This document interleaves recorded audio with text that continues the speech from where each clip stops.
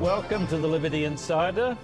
This is the program designed to get you thinking about religious liberty issues in the US and around the world.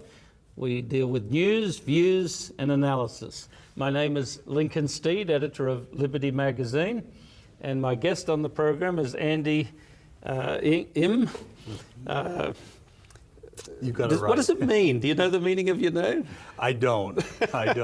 I'm not really a good Korean, if you will. Is that your original family origin? I am, yes, and I can barely speak my language. So. Well, we'll try to avoid your language since I barely speak it either. Okay, that's good. That's good. But for our viewers' sake, you lead out in communications for the Seventh Adventist Church in the Michigan area, and you also are a leader in campus ministries for young people. And I've already learned a good student of current affairs and history and theology. You're an ordained minister. Let's talk about a lot of what's happening in the US, but in the rest of the Western world, but particularly in the US, on religious liberty. I think people have forgotten what it really means, but there are many activist groups now under the heading I give of the religious right, but they're not really one entity. But by my analysis, a lot of what passes for religious liberty is really a sort of an entitlement. Do you see it the same way? How would you describe where we're heading in the public application of religious freedom? Yeah, I think I mentioned before that Christians have this notion that they, this entitlement viewpoint of, as a Christian, I have the right to, when I go outside my doorsteps, not to hear secular music, to shape what is being played on TV that reflects my worldview as a Christian. And I think when we begin to think in that entitlement type of fashion, we're entering very dangerous ground, because that right is now infringing on someone else's ability to live out their life.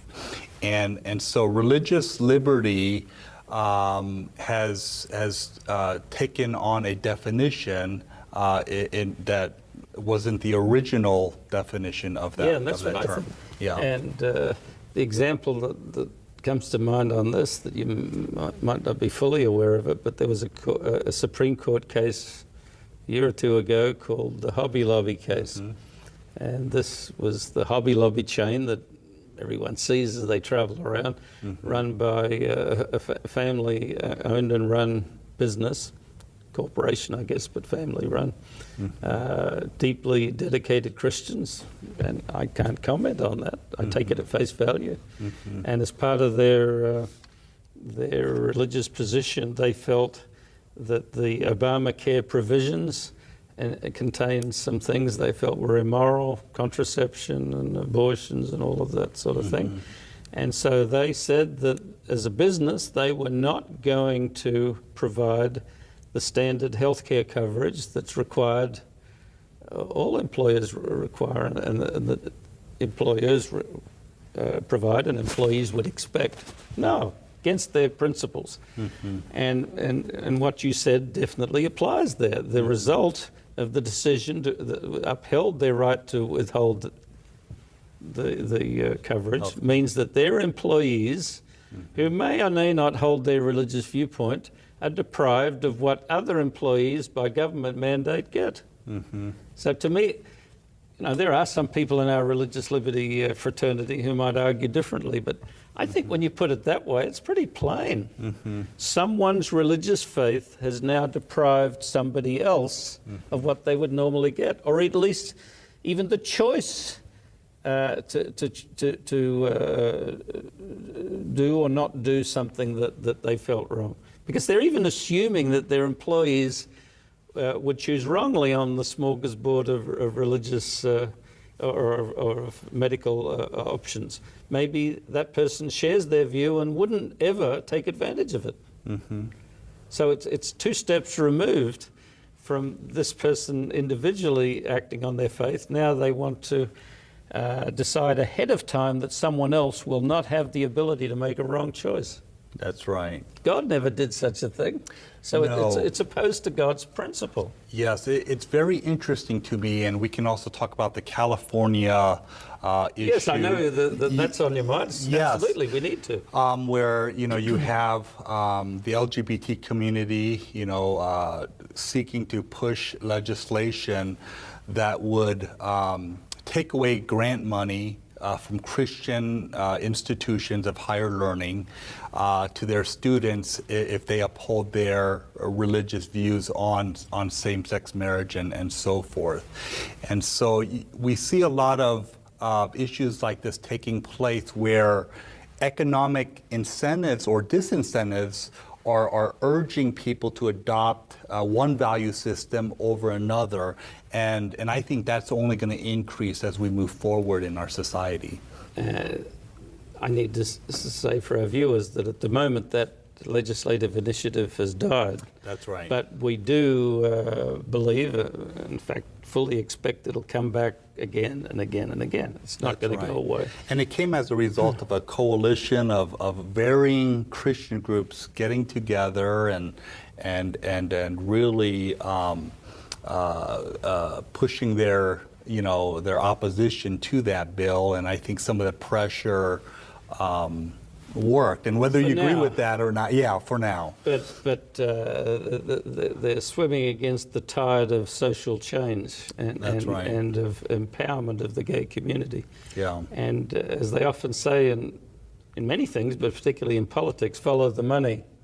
And the money is the lead here that is going to be the undoing of the religious educational institutions, because they are either taking direct grants, or usually there are, I think it's Cal grants, where the in California, where the student gets the grant, but the government doesn't see it as much of a distinction. They're giving the money to that institution, thereby the government feels that they legitimately should have a say in how that institution runs, and in particular, does it apply the laws and protections against discrimination that would be anywhere. The Supreme Court did decide a few years ago in Hosanna Tabor, a case called Hosanna Tabor, that the church and its ministers and its direct church-run operations is exempt from some of these anti-discrimination laws, which is sort of odd because you don't want the church to discriminate. That's right. But it's such a high stakes that the state has decided that there's more to be lost if they come in and bother the church operation. So there's a certain protection. But a church school that is taking government money, that is not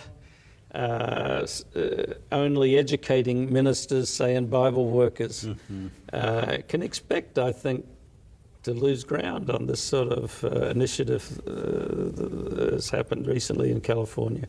And it's a bit more than just the money that's at stake, because accreditation is going to be questioned. There are going to be demands, and we know this already for gay student housing. And I don't think the Adventist Church is quite ready for it.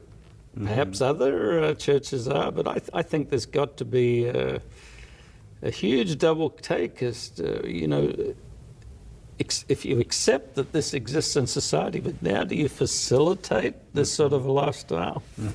It's a big moment of truth for Christian education, and it's been brought upon them, I think, by taking the money and playing the accreditation game. But it's too late to go back. I mean, you spoke for a while, or preached for a while at an institution called Weimar. Yeah. Wonderful, self-supporting church educational institution. Weimar, I think, is exempt from most of this because they're not fully accredited, or they don't seek accreditation, and they're not seeking government money. Well, that was one of the discussions that we as a faculty had because we were moving towards Well, I know that. I didn't want to say that. accreditation, yes.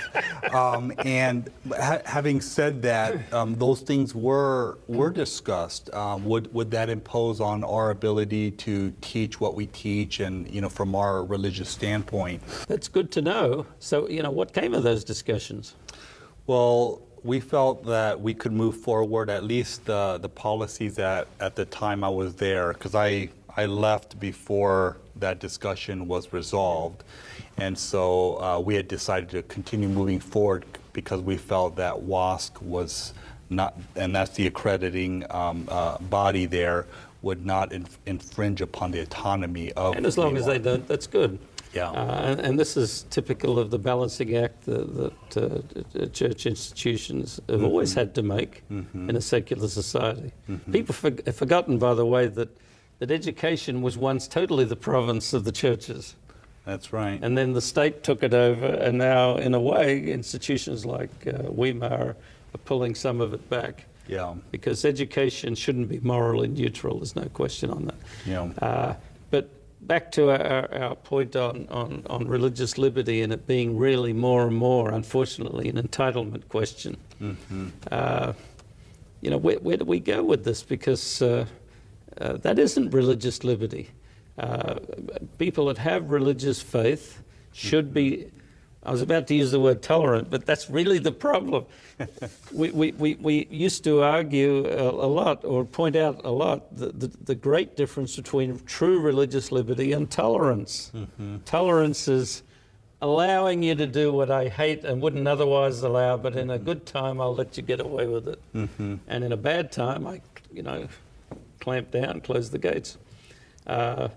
Religious liberty grants it to you even in the bad times, because you inherently are worthy of the right to choose and practice your faith.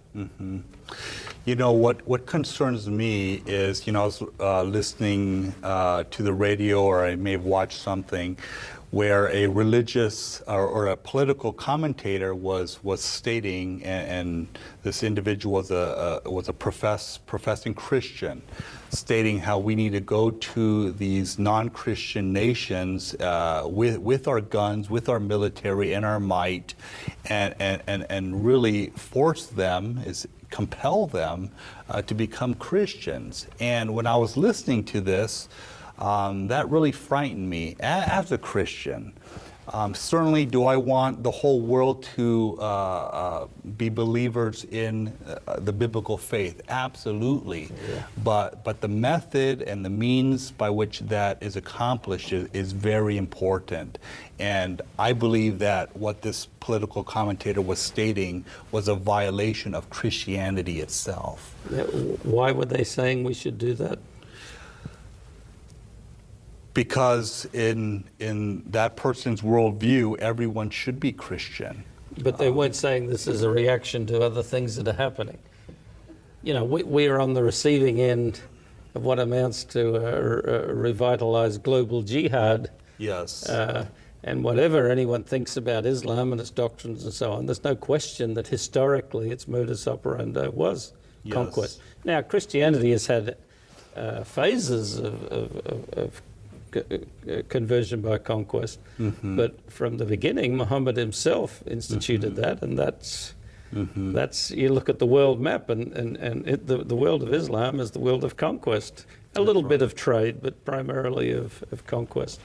Well, you can't say that for Christianity. Even in India, I think that Thomas made it that far. There was no conquest there, and same with England and so on.